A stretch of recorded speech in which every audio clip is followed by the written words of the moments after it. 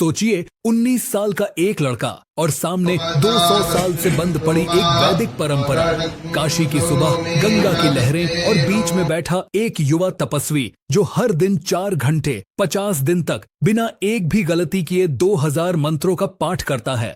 यह सिर्फ कहानी नहीं, यह जिद, तप और असंभव को संभव करने की ताकत का सबूत है।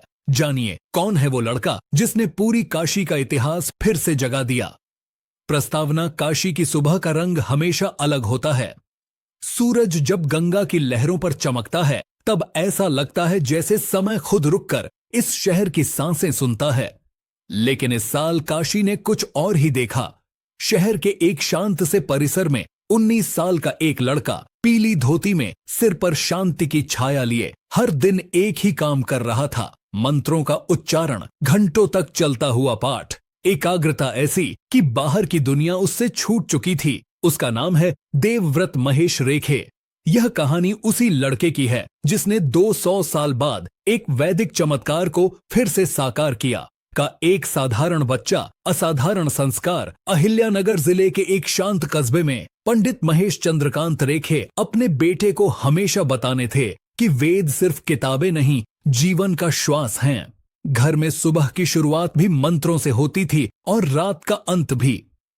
यही माहौल देवव्रत को बचपन से मिला।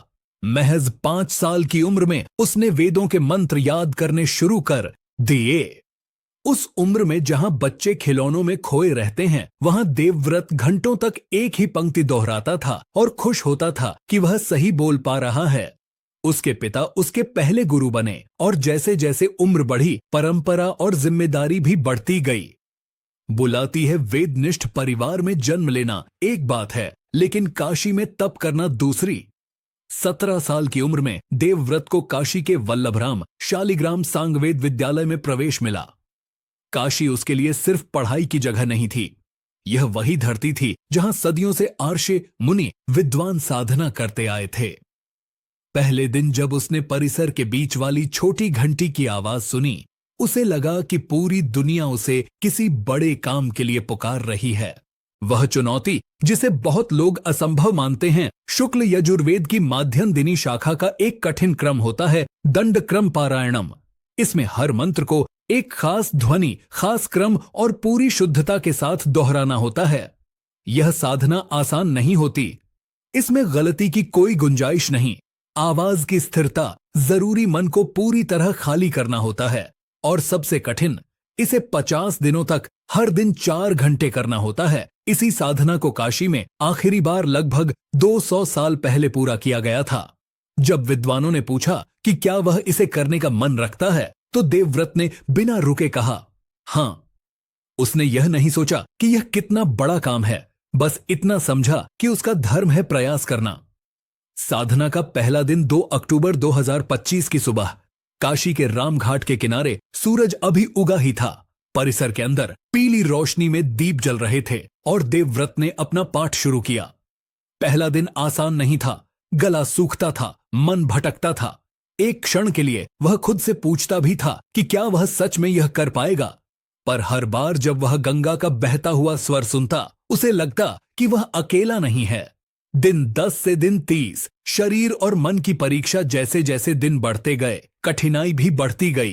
कभी गला बैठ जाता, कभी पीठ में दर्द होता, कभी घंटों तक बैठना असहनीय लगता। लेकिन उसके गुरु हर बार सिर्फ एक बात कहते, तुम्हें मंत्र नहीं बोलने, मंत्र को जीने की जरूरत है।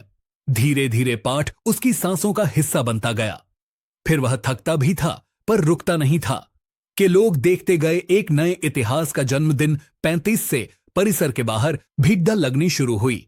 लोग कहते, इतनी कम उम्र में ऐसा अनुशासन मुश्किल है। कुछ लोग रोज आरती के बाद आकर बस उसे सुनते रहते। विद्वान उसकी स्थिरता पर हैरान थे। काशी की हवा में एक उत्साह था कि कोई लड़का एक ऐसा काम कर रहा है जो पीढ़ियों से सिर्फ किताबों में दर्ज था। अंतिम दिन 30 नवंबर 2025, देवव्रत सुबह नर्म हवा के बीच परिसर में पहुंचा। आज आखिरी दिन था। जब उसने अंतिम मंत्र बोला, पूरा परिसर घंटों तक शांत खड़ा रहा, जैसे सबने उस क्षण को अपने दिल में कैद कर लिया हो। फिर शंख बजा, फिर घंटी बजी और फिर तालियों की आवाज पूरे वातावरण में फैल गई। 200 साल बाद काशी में दंडक्रम पारायणम पूरा हुआ था का सम्मान धीरे धीरे देश भर में खबर फैल गई। प्रधानमंत्री मोदी ने उनकी सराहना की और कहा कि यह साधना आने वाली पीढ़ियों को प्रेरित करेगी। सीएम योगी ने कहा कि काशी ने आज इतिहास का एक और पन्ना लिखा है। विद्वानों ने देवव्रत को वेद मूर्ति की उपाधि दी और यह उपाधि सिर्फ एक सम्मान नहीं बल्कि उसके भीतर की साधना का प्रमाण बन गई। काशी की गूंज।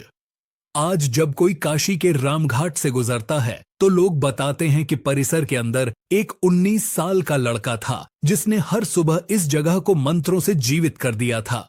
कहते हैं कि कुछ साधनाएं सिर्फ इतिहास नहीं बनाती, वे विश्वास बनाती हैं। देवव्रत की साधना भी ऐसी ही है। समापन। यह कहानी एक लड़के की है पर इसका असर पूरी पीढ़ी पर पड़ता है। यह कहानी बताती है कि उम्र कभी सीमा नहीं होती, परंपरा केवल किताबों में नहीं रहती, और जब मन साफ हो और इरादा मजबूत हो तो 200 साल का इतिहास भी वापस लौट सकता है। देवव्रत महेश रेखे ने सिर्फ एक वैदिक अनुष्ठान नहीं किया, उन्होंने यह साबित किया कि तप, अनुशासन और श्रद्धा हो तो कोई भी असंभव संभव बन सकता है। अगर आपको लगा कि इस 19 साल के लड़के की साधना ने कुछ नया नहीं बल्कि खोया हुआ गौरव वापस लौटाया है तो बताइए कमेंट में कि आपको इस कहानी का कौन सा पल सबसे ज्यादा छू गया। वीडियो अच्छा लगा हो तो लाइक करें। ऐसी और प्रेरक कहानियों के लिए चैनल को सब्सक्राइब करें और इस कहानी को उन लोगों तक जरूर शेयर करें जिन्हें आज थोड़ी उम्मीद और प्रेरणा की जरूरत है। धन्यवाद।